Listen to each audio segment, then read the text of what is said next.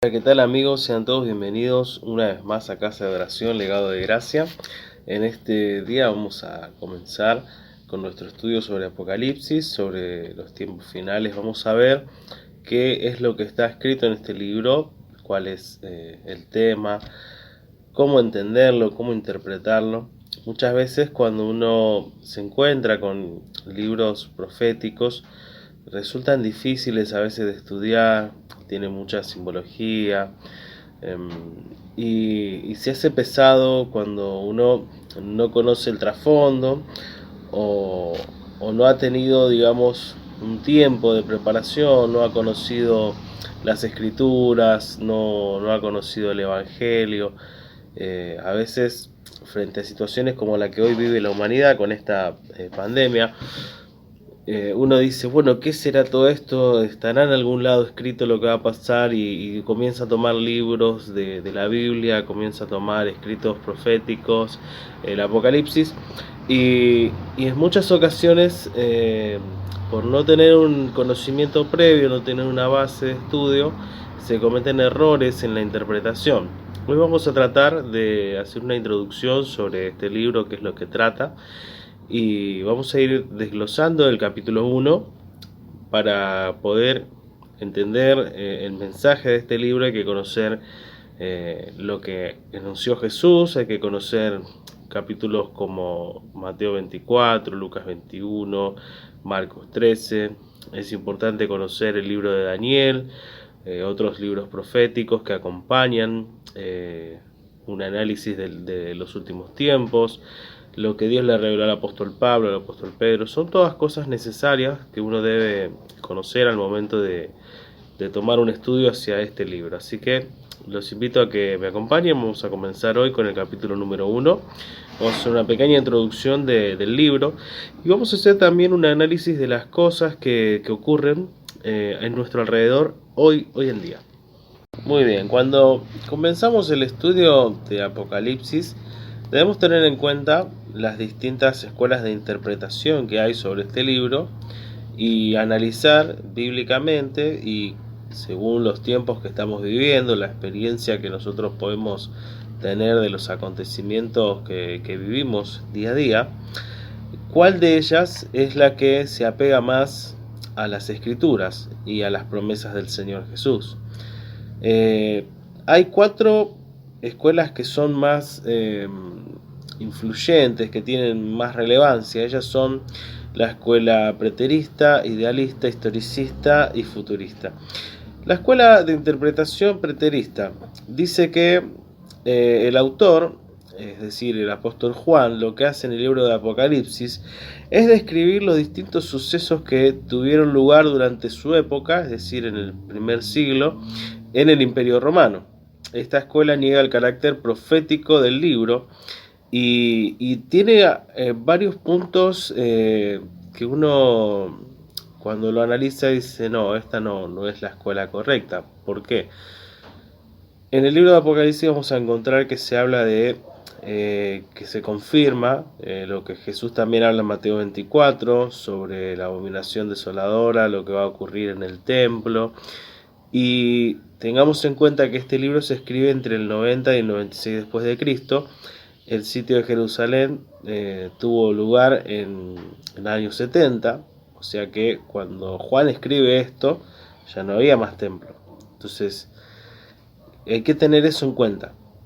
Dentro de todos los otros aspectos, este quizás es el más fuerte. O sea, si Juan está hablando de que se destruyó el templo y demás, que lo vamos a ver en los próximos videos, y está escribiendo esto como un acontecimiento futuro, pero lo escribe después de que ya el templo fue destruido, es como un libro que no tiene mucho sentido.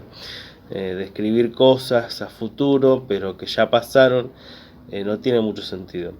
Sí, hay muchos simbolismos que es importante ir analizando. Vamos a verlo paso a paso, capítulo a capítulo, para entender a qué se refiere Juan, dónde está ubicado, cuál es la situación política, geográfica, económica, la situación de la iglesia. Pero eso vamos a ir desarrollándolo punto a punto. Personalmente no considero esta escuela, la escuela de interpretación preterista, la que más se apegue a lo que dicen las escrituras, y lo vamos a ir sosteniendo mediante realicemos este estudio. Otra escuela es la escuela de interpretación idealista. Esta escuela postula que el objetivo del libro no es instruir a la iglesia sobre el futuro o sucesos futuros específicos que vayan a tener lugar a lo largo del tiempo, sino que lo que trata el libro es de enseñar cómo a través de la historia la iglesia va a enfrentar distintas batallas espirituales, batallas que nos van a llevar una y otra vez a depositar nuestra confianza en el Señor y mantenernos firmes en esa esperanza de la victoria final sobre las tinieblas que sí anuncia el libro. Sin embargo, este principio de revelar el futuro, pero negar la parte profética, resulta contradictorio.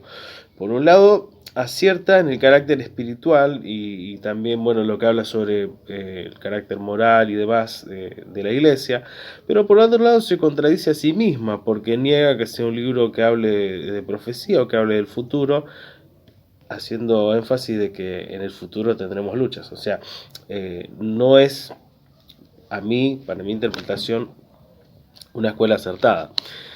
La otra escuela que encontramos sobre Apocalipsis es la escuela de interpretación historicista. Esta escuela presenta el Apocalipsis como un cuadro de toda la historia de la iglesia. Es decir, desde la primera venida de Cristo hasta su segunda venida y aún más allá. Este método procura que las secciones del libro encajen en diferentes eventos históricos que han tenido lugar a lo largo del tiempo, a lo largo de las distintas edades. Es algo difícil de sostener esto, resulta un poco insostenible, porque a lo largo de la historia, en todas las edades, en todas las épocas, habrá interpretaciones distintas. O sea, cada generación va a interpretar los hechos que se narran en este libro de una manera diferente, y va a ir retratando el Apocalipsis con distintos hechos. No tiene mucho sentido. El Apocalipsis sí nos habla de historia, sí nos habla de cosas que se han ido cumpliendo, pero vamos a ver ahora, cuando analicemos el bosquejo, cuál es la clave para entender el mensaje de Apocalipsis y a dónde apunta.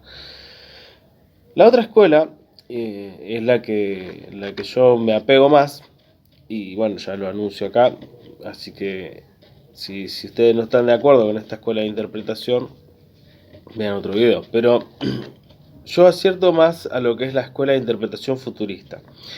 Esta escuela de interpretación lo que dice es que todas las profecías que se anuncian tendrán su cumplimiento hacia el final de los tiempos. Por un lado, reconoce la historicidad, o sea, reconoce cosas que sí, vamos a ver, fueron sucediendo a lo largo del tiempo, pero reconoce que todo lo que tiene que ver con los juicios y demás, y las diferentes señales que se muestran en el libro, tendrán lugar en un futuro. Otras escuelas que hay y que resultan quizás un poco hasta ofensivas, son la escuela crítica, por ejemplo, que dice que esta es una gran obra literaria de Juan, es la novela de Juan, la ópera prima de Juan, y cuando hacen su bosquejo hasta lo presentan como una obra teatral, como algo que puede llevarse a cabo en un teatro con diferentes actos e interludios. Otra escuela es la escuela alegórica. Esta escuela busca interpretar las palabras del libro rechazando su contexto histórico y literal, y trata de darle solo un sentido espiritual. O sea, dice, sí, espiritualmente concordamos, esto puede suceder, puede pasar, tiene un significado, un sentido, pero niegan que los hechos vayan a tener lugar. Y por último hay una escuela que es la escuela cíclica, por lo menos estas son las que estoy nombrando, que mantiene un pensamiento similar a la escuela de interpretación historicista, pero que dice que la revelación de Apocalipsis es un ciclo que se va cumpliendo una y otra vez. ¿Qué es lo que nosotros nos vamos a encontrar en este libro? Ahora lo vamos a desarrollar en breve, pero Durante nuestra lectura vamos a encontrar del capítulo 1 el prólogo, una presentación. Capítulo 2 y 3 es el mensaje a las 7 iglesias. Capítulos 4 y 5 nos hablan de la adoración celestial, nos hablan de la glorificación de Cristo y nos muestran al Señor preparándose para tomar propiedad de su reino. Es muy importante tener esto en cuenta. Luego vemos que comienza a tener lugar los diferentes juicios de Dios. Encontramos 7 sellos, encontramos 7 trompetas. Vemos una explicación también del conflicto universal que hay, que se desarrolla en toda la escritura, que se predica en el Evangelio. Y vemos que esto culmina con las 7 copas de la ira, el juicio a Babilonia, la batalla de Armagedón, y la inauguración del milenio. Luego encontramos la batalla de Gog y Magog y por último cielo nuevo y tierra nueva. Todo lo que narra el libro de Apocalipsis es algo que se va sucediendo, es un proceso. Toma algunos capítulos para hacer una pausa, un momento, donde Juan comienza a ser reconfortado y a recibir fuerza porque la interpretación y la revelación de esta Apocalipsis era muy fuerte para él. Ahora lo vamos a ver en el análisis del capítulo 1. Capítulo 1. Si ustedes me ven que ojeo así, es que estoy grabando con un celular. Me levanté con este ojo medio incómodo, medio congestionado y bueno, por ahí miro para acá, para allá los apuntes, pero no. Bien, capítulo 1. El Apocalipsis de San Juan. Capítulo 1 vamos a leer versículo 1 al 3.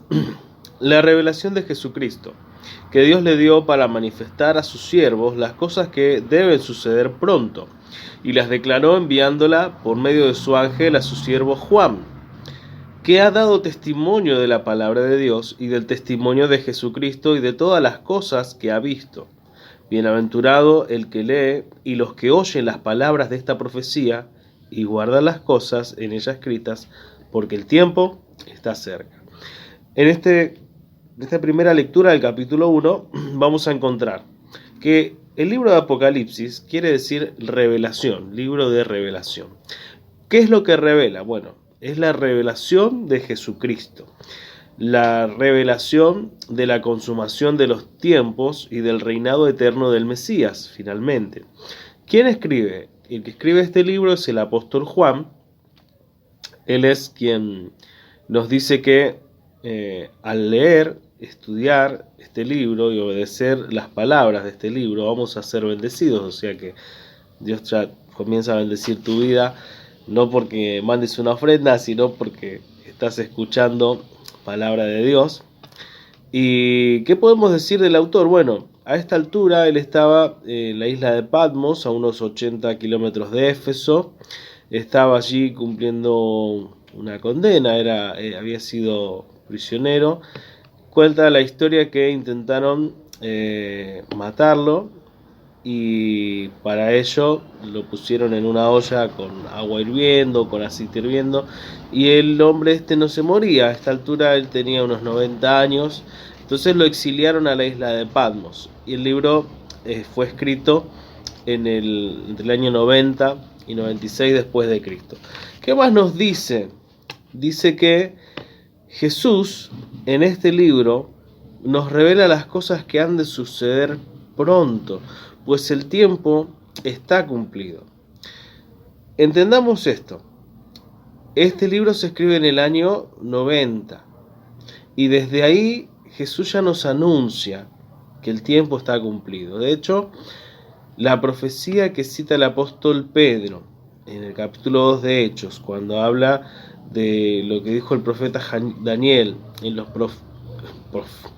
postreros tiempos, derramaré de mi espíritu sobre toda carne, y en el día de Pentecostés reciben ellos el Espíritu Santo, podemos ver nosotros que ciertamente estamos en los últimos tiempos.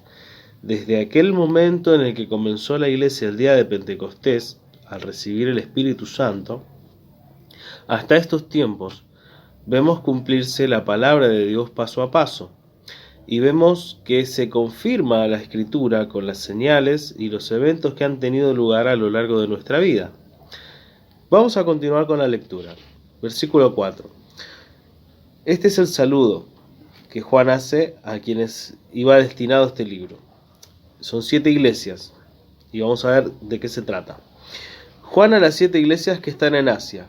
Gracia y paz a vosotros y del que es y que era y que ha de venir, y de los 7 espíritus que están delante de su trono, y de Jesucristo, el testigo fiel, el primogénito de los muertos y el soberano de los reyes de la tierra, al que nos amó y nos lavó de nuestros pecados con su sangre, y nos hizo reyes y sacerdotes para Dios, su Padre. A él sea la gloria e imperio por todos los siglos. Amén. He aquí que viene con las nubes, y todo ojo lo verá, y los que le traspasaron y todos los linajes de la tierra le harán lamentación por él. Sí, amén. Yo soy el Alfa y la Omega, principio y fin, dice el Señor, el que es y que era y que ha de venir, el Todopoderoso. Bienaventurados los que leen este libro. Me quedé con eso. Hay en este libro 7 bienaventuranzas que vamos a ver a lo largo de nuestra lectura. Estos versículos del 4 al 8 presentan algo que se conoce como doxología. ¿Qué es doxología? Bueno, es una alabanza hacia Dios, una alabanza objetiva y absoluta, adorando su realidad, sus manifestaciones, declarando la gloria de Dios. Vemos en esta doxología que se presenta gracia y paz a vosotros del que es, que era, que ha de venir, de Dios Padre, y de los 7 espíritus que están delante de él. Estos 7 espíritus hablan de 7 aspectos en los que se manifiesta el Espíritu de Dios, lo podemos encontrar también en Isaías, y de Jesucristo el testigo fiel, Padre, Hijo y Espíritu Santo. Luego vemos que, finalizando el saludo, dice Jesús: yo soy el Alfa y la Omega, el principio y el fin, dice el Señor, el que es y que era y que ha de venir, el Todopoderoso. Nuevamente confirmamos la importancia de entender y confiar en nuestro Dios, un Dios en 3 personas, un Dios eterno. No puede haber 2 alfa y 2 omega, no puede haber 2 principios, no puede haber 2 señores, sino que Dios es uno. Para aquellos que dudan que Jesús sea Dios, el Señor mismo aquí lo está afirmando, y lo va a afirmar, y vamos a ver en las Escrituras una y otra vez este punto como algo muy fuerte. ¿Por qué se usa esta alabanza a Dios para saludar a las 7 iglesias? Bueno, el mensaje que está enviando el apóstol Juan, que está enviando el Señor a través del apóstol Juan, es un saludo que anuncia para estas iglesias la obra redentora, el propósito y la identidad de la misma. Todo el libro va a anunciar promesas de Dios, y el propio Señor Jesús afirma su palabra. Ya desde el versículo 3 dice: bienaventurados los que leen, bienaventurados los que oyen, bienaventurados los que obedecen. No solamente es una dicha conocer lo que va a pasar en el futuro, tener una seguridad, tener una plenitud, tener una certeza de los días que han de venir. No solo está bueno que confiemos en el Señor y tengamos paz en Él por los días que vendrán, aunque se levanten dificultades y situaciones adversas.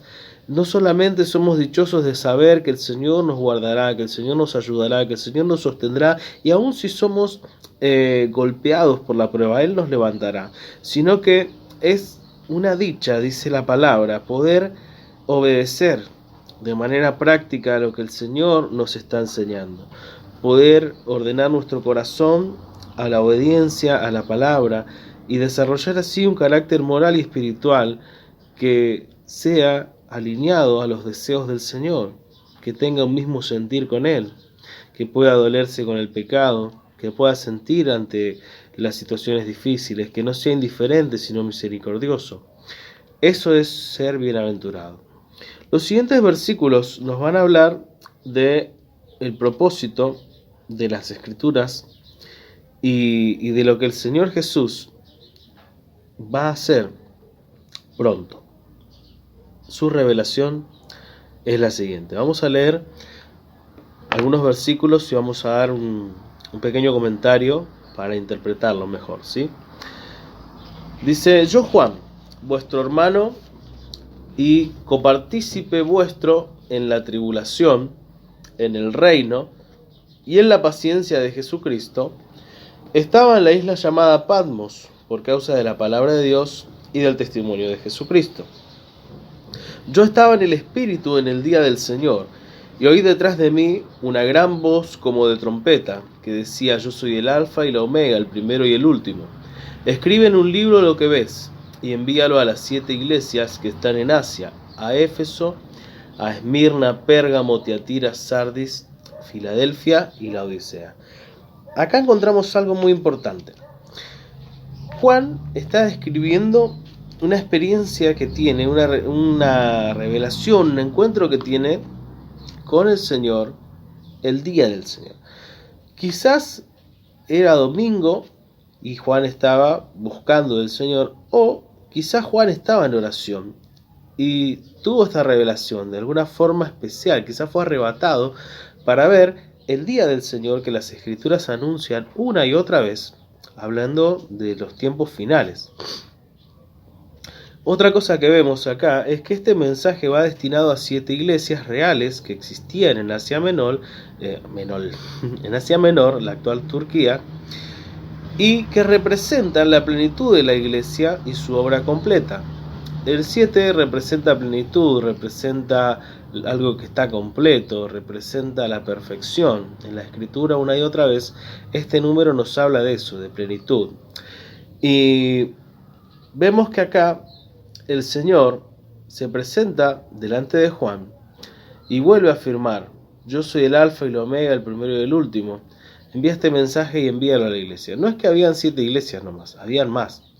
Pero el Señor escogió a estas 7 para dar un mensaje muy claro y específico, en el que habla de su plenitud, de formas en las que puede encontrarse la iglesia, situaciones y problemas que puede tener la iglesia, y como veremos también lo que ha sucedido con la iglesia a lo largo de la historia hasta su fin y su plenitud.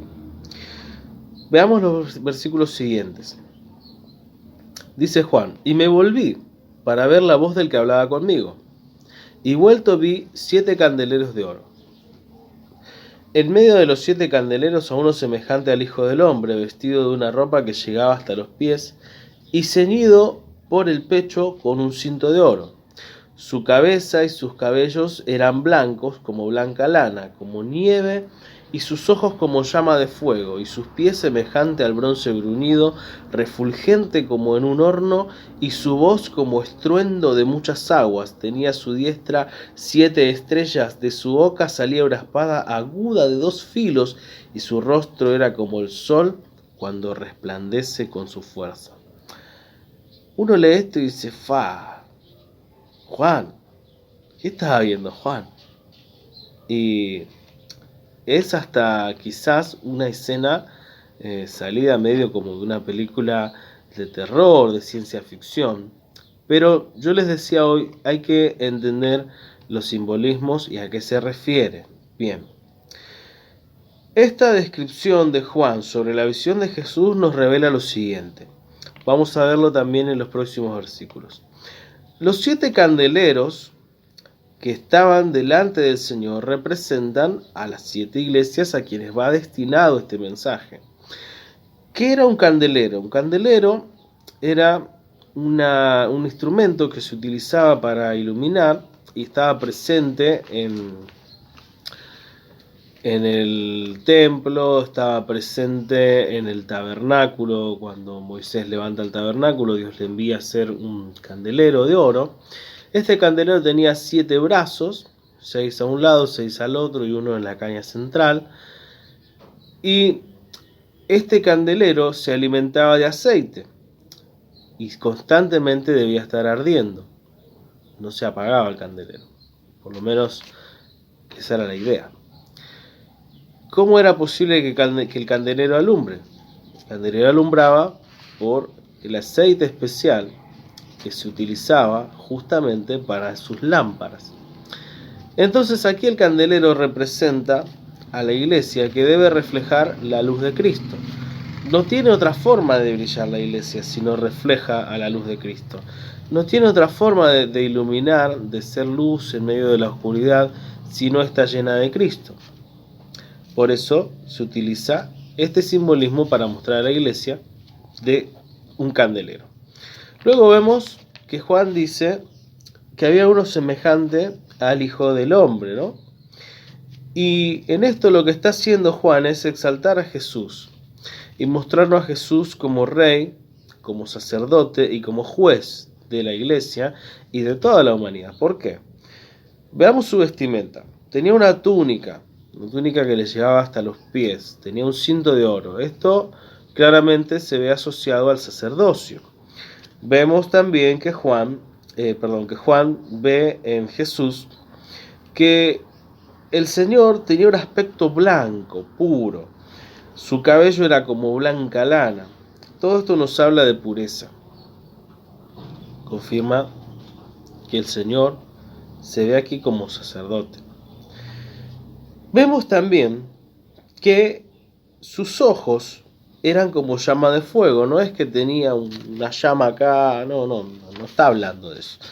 Sino que nos está describiendo una mirada profunda, una mirada penetrante, una mirada que lo examina todo, que todo lo escudriña.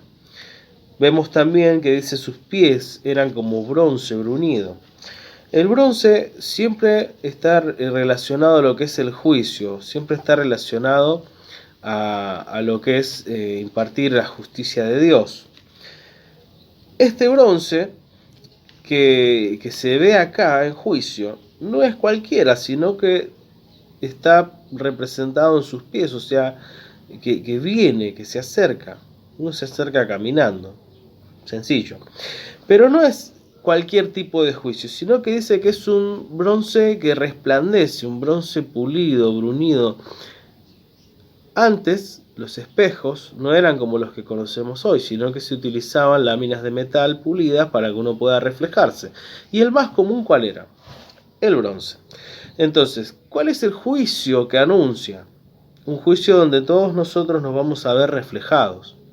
No es un juicio mostrando la ira de Dios porque sí, sino un juicio donde nosotros nos podemos ver reflejados, donde nos podemos ver cara a cara, donde no queda ninguna cosa oculta, sino que todo queda al descubierto, y en el cual no vamos a poder decir, no, yo no sabía, porque ahí vamos a estar cara a cara. Así que estemos atentos.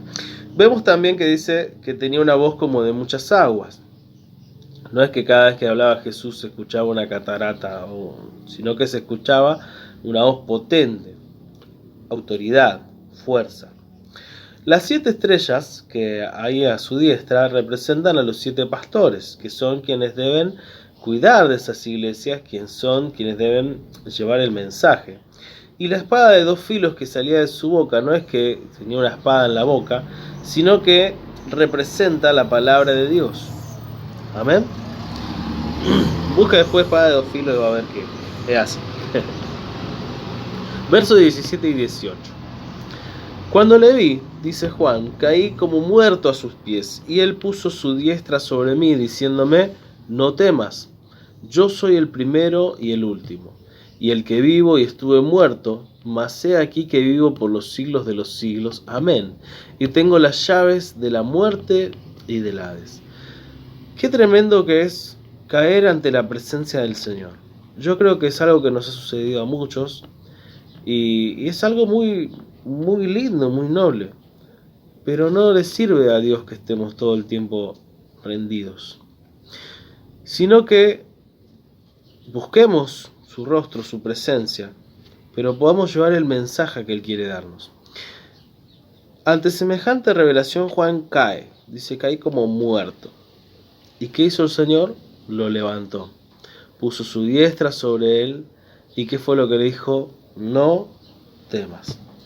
Es clave entender esto. Jesús fortalece a Juan diciéndole, no tengas miedo. Y nos muestra al Señor con total autoridad, diciéndole: no tengas miedo. ¿Cuál era la situación de ese momento? Bueno, persecución, muerte, se buscaba a los cristianos, Juan estaba exiliado, era duro, comenzaba la iglesia a ser perseguida de una manera terrible.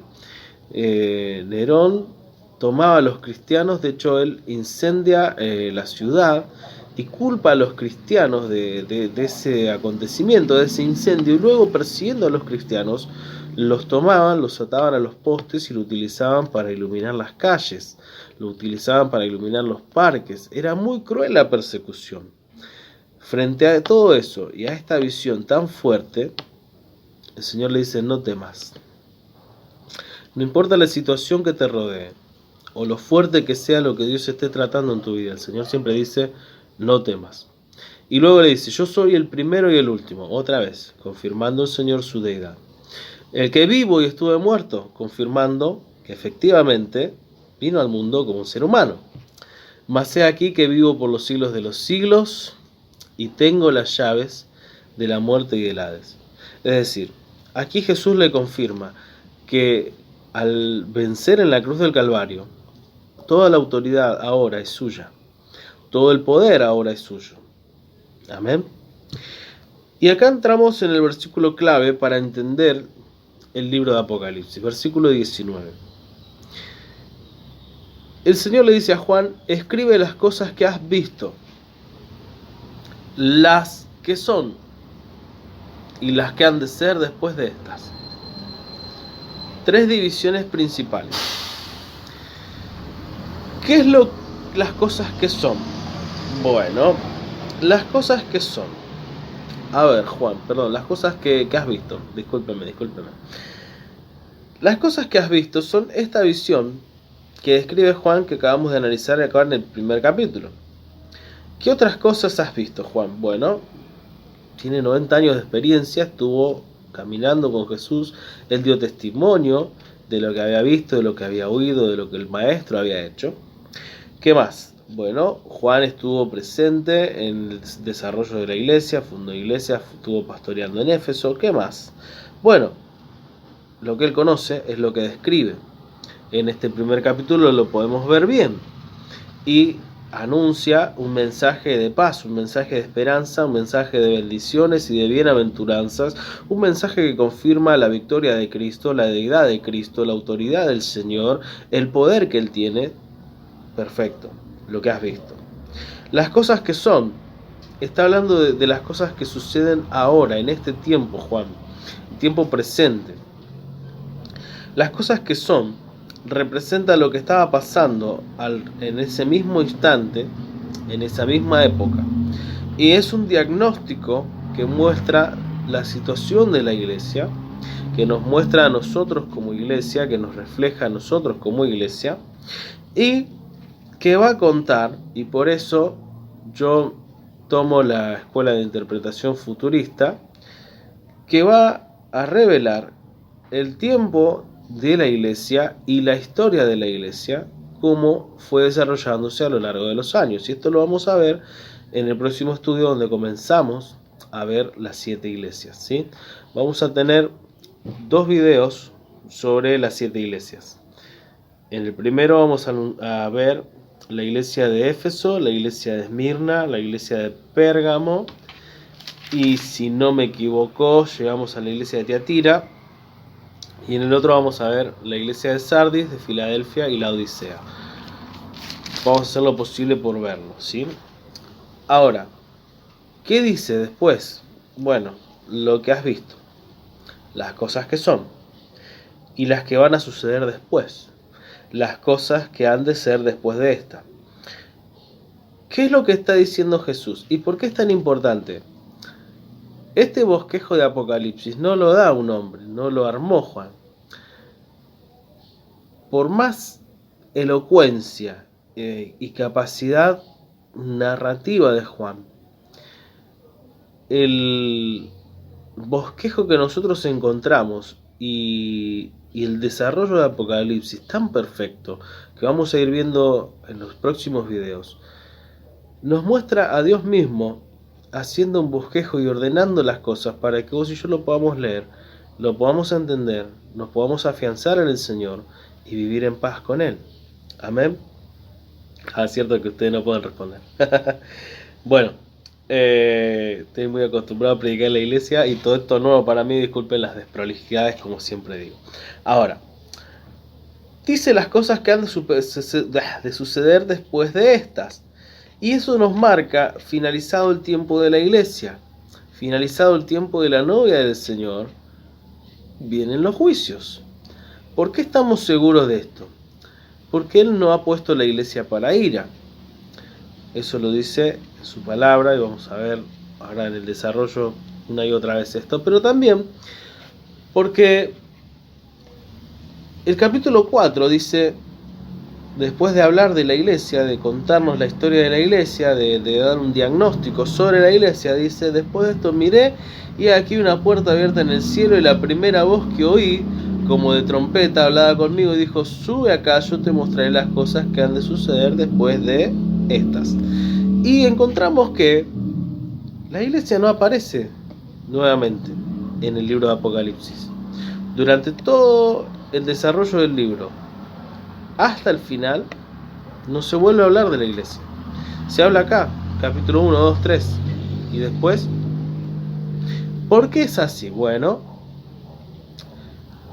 hay que tener en cuenta, yo les había dicho, que este libro está relacionado con todos los otros libros. No se puede tomar un libro de la Biblia e interpretarlo así nomás. Pero específicamente con el libro de Daniel, con lo que habla el Señor Jesús, que hay una prédica, lo pueden buscar en el canal, sobre los acontecimientos finales, señales antes del fin, que nos muestran que Dios va a tratar nuevamente con su pueblo, el pueblo de Israel. Esto lo anuncia también Pablo en Romanos, creo que es capítulo 9, 10, no, perdón.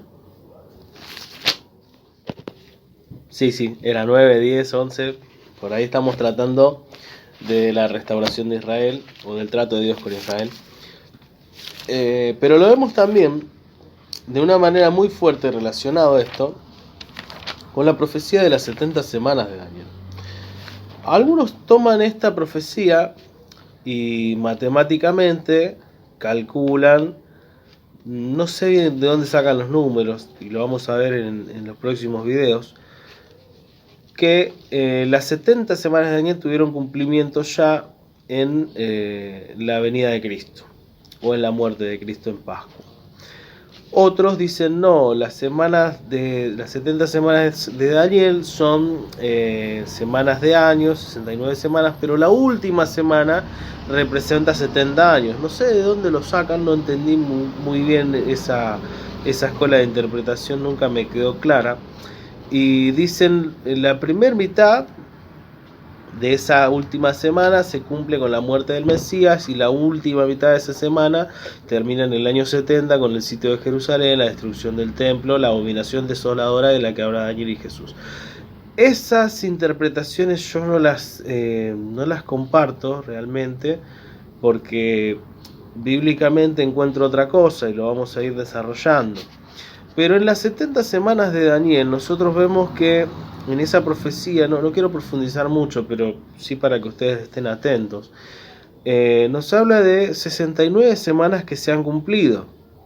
¿Desde cuándo? Bueno, se da la orden de la salida de Jerusalén, se restaura el templo, se vuelve a restaurar la ciudad y muere el Mesías príncipe, más no por sí. Es decir, no es que vamos a verlo en el otro video.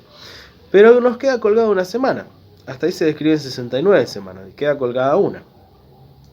Esa última semana se vuelve a hablar aquí en Apocalipsis y nos habla de un tiempo de tribulación y gran tribulación. 3 años y medio donde hay un pacto de paz, un tratado de paz, donde las cosas van geniales, y 3 años y medio que son terribles. En medio de todo eso vamos a encontrar muchos personajes que vamos a ir desarrollando. Se habla de 144.000 sellados, se habla de los 2 testigos, se habla de que los ángeles van a tener una función en ese tiempo, y se habla también del anticristo, del falso profeta, se habla del dragón, de la bestia.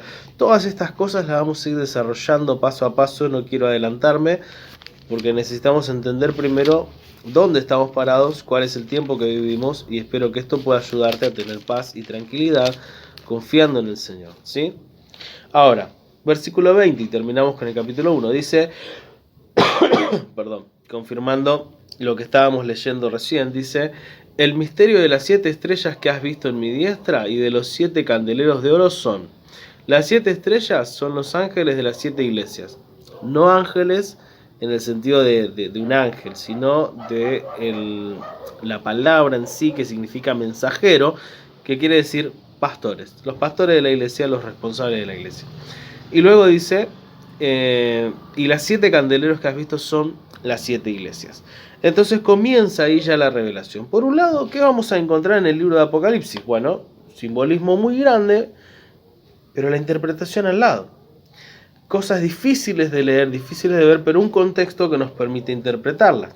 Entonces te invito a que nos puedas acompañar en el desarrollo de este libro. Espero que Dios nos permita ser de bendición y que puedas tener paz en medio de los tiempos que nos toca vivir, ¿sí? Yo analizaba mientras pensaba en este video las cosas que nos toca vivir hoy en día, ¿sí? En estos videos vas a tener una forma de comprender las escrituras, vas a tener una forma de estar en paz, vas a conocer qué es lo que viene en los próximos días. Y no te hablo como un tarotista, futurólogo, astrólogo, sino por lo que la escritura dice. Tampoco me tildo de profeta ni... No. Vamos a ver lo que dice la palabra y vamos a ver qué es lo que va a suceder en los próximos días, que a su vez es lo mismo que la iglesia viene predicando desde que es iglesia, pero que quizás en estos últimos tiempos se dejó de predicar porque se desvió el evangelio a un tiempo de prosperidad y bienestar y bendición, sin predicar el evangelio como es. ¿Qué me encuentro yo en este panorama actual del mundo? ¿Qué es lo que puedo ver? Bueno, veo que desde hace algunos años se viene preparando la plataforma o el soporte para lo que es el nuevo orden mundial, para lo que es el gobierno del anticristo. En el 2015, el Papa Francisco saca una encíclica hablando de medio ambiente. 25 de septiembre de 2015 saca la encíclica Laudato Si y comienza a hablar de que hay una casa común, que es nuestro planeta, y comienza a desarrollar una serie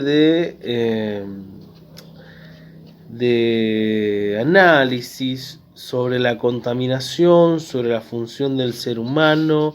Habla del evangelio de la creación, y dentro de todo eso, una de las cosas que toma es que es importante investigar y conocer para mejorar. Esto, amados hermanos, habla de transhumanismo, habla de ir directamente contra lo establecido por el Creador. Ahora, ¿qué otras cosas encontramos? Bueno, hace un tiempo, no mucho tiempo, se estableció una Agenda 2030 a través de Naciones Unidas, que tiene a su vez muchísimos puntos en común con algo que el Papa anunció el año pasado, y es el pacto del 14 de mayo del 2020. Puntos en común. Bueno, hablan de un plan estratégico de las Naciones Unidas, habla de cambios para la inclusión, LGTB, LGTBIQ, desarrollo tecnológico sostenible y medio ambiente, coherencia política, un método de trabajo y organización, y tienen 17 objetivos que quieren cumplir y 169 metas entre ellas, donde habla de paz y seguridad. ¿Qué dice la escritura? Cuidado, cuando hablen de paz y seguridad, sepan que el tiempo está cerca. ¿Qué más hablan? Hablan de una agenda universal para toda la humanidad, un objetivo global, multiculturalismo, una corte de justicia global, quitar la soberanía nacional para que no hayan fronteras. Todo esto se llama nuevo orden mundial. ¿Qué dijo el Papa en su discurso? Bueno, él en ningún momento menciona la Biblia. Pueden encontrar esto, Pacto 14 de mayo, van a encontrar esto mismo. Y no menciona la Biblia. ¿De qué habla? Educación global. Y una de las cosas que dice es, no se echen para atrás. Como poniendo ahí una presión para que todos aquellos que digan que no, comiencen a sufrir consecuencias. Todo esto nos habla de nuevo humanismo, una alimentación nueva, modificación genética. Eso habla de transhumanismo, modificar lo que Dios ha creado. Llama a los líderes mundiales. No habla de católicos, habla de líderes mundiales. No habla solo de líderes religiosos, de protestantes, no, a los líderes mundiales. No se trata de un acuerdo esto, no se trata de una reunión para llegar a un acuerdo, sino más bien de una imposición. Otra vez vemos al medio ambiente presente, la manipulación genética y tecnológica, la necesidad de prepararnos para un cambio físico y tecnológico, espiritual y cultural, despertando las conciencias. Todo esto a mí me hace mucho ruido. Habla también de necesitamos ser mejores humanos, más fuertes. Y es lo mismo que habla del transhumanismo. Mejores humanos, más fuertes, sin dolor, sin enfermedad, humanos que no envejezcan, humanos que no mueran, cuando nosotros sabemos que la paga del pecado es la muerte, y que ir en contra de lo que ha establecido el Señor, lo único que va a traer es más juicio, y a su vez es una gran mentira. ¿Qué pasó también en estos meses? Ya el año pasado, a lo que quizá no le prestamos mucha atención, pueblo cristiano. El Papa se juntó con el imán, no recuerdo ahora el nombre, a ver si lo tengo, Al-Azhar, y se hizo un pacto católico e islámico. Esto tuvo lugar el 4 de febrero del 2019. Cuidado con eso. Se lo presenta con una alfombra roja al Papa, hay videos de esto, lo pueden buscar, que no se lo ponen a cualquiera, sino a un alto jerarca, alguien que ellos están dispuestos a aceptar. Se firmó con ellos un acuerdo educativo, se firmó con ellos un acuerdo de paz y convivencia, y planteaban el fin de la decadencia, el fin de la decadencia moral, y terminaron el pacto besándose. Pueden buscarlo, esto está ahí. Entonces, ¿de qué nos habla todo esto? Bueno, el anticristo, y no digo que el Papa Francisco sea el anticristo, ¿qué es lo que va a hacer? Algo que no se ha logrado a lo largo de la historia, pero que va a tener lugar, y es un acuerdo de paz. Un acuerdo de paz entre Israel, entre el pueblo del Islam, lo que va a dar lugar a la edificación de ese templo que hablamos, del tercer templo que habla de Daniel y que habla de Jesús, que habla en Apocalipsis, que también será destruido. Y nos habla todo esto de cosas que se van presentando, que van mostrándonos que es necesario que de alguna forma se pueda presentar esta nueva plataforma, este nuevo orden mundial, este nuevo gobierno mundial. Lo vamos a ir viendo en las escrituras también, y no quiero que se asusten, pero sí que estén atentos y busquen más al Señor. Porque ¿qué es lo que plantea este pacto educativo? Acá se va a enseñar lo que digan ellos, la historia que quieran contar ellos, como lo quieran contar ellos, como lo quieran revelar ellos, y nadie va a poder ir en contra. Habla también esto de que una de las claves para que la Agenda 2030, el pacto del 14 de mayo que quiere hacer el Papa, y todas estas cosas tengan lugar, que un sistema que es el sistema que nosotros conocemos y en el que vivimos, debe caer para desde las cenizas de algo que ha fracasado se pueda levantar este nuevo orden mundial. ¿Qué estamos viviendo hoy en día? ¿Cuáles van a ser las consecuencias de esta pandemia? ¿Cuánta gente va a morir? ¿Cómo van a quedar las situaciones económicas? ¿A qué moneda vamos nosotros a apuntar? ¿Cómo se va a levantar financieramente el mundo?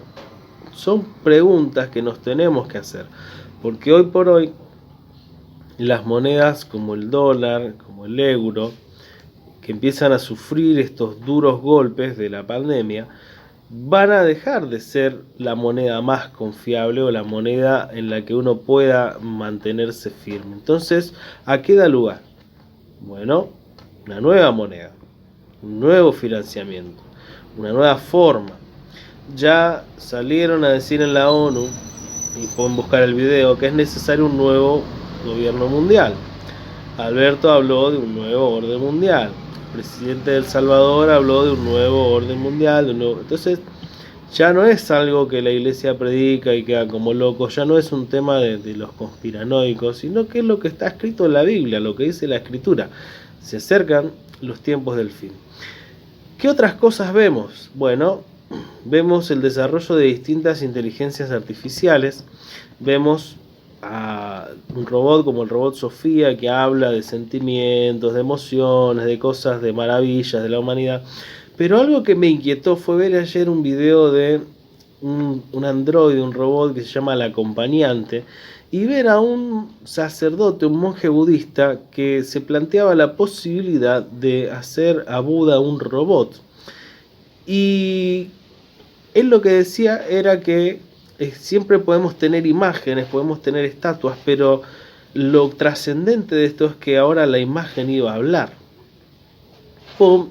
Eso está en la Biblia, eso está en Apocalipsis, cuidado. Nada, mentira, no tengan tanto miedo, confíen en el Señor.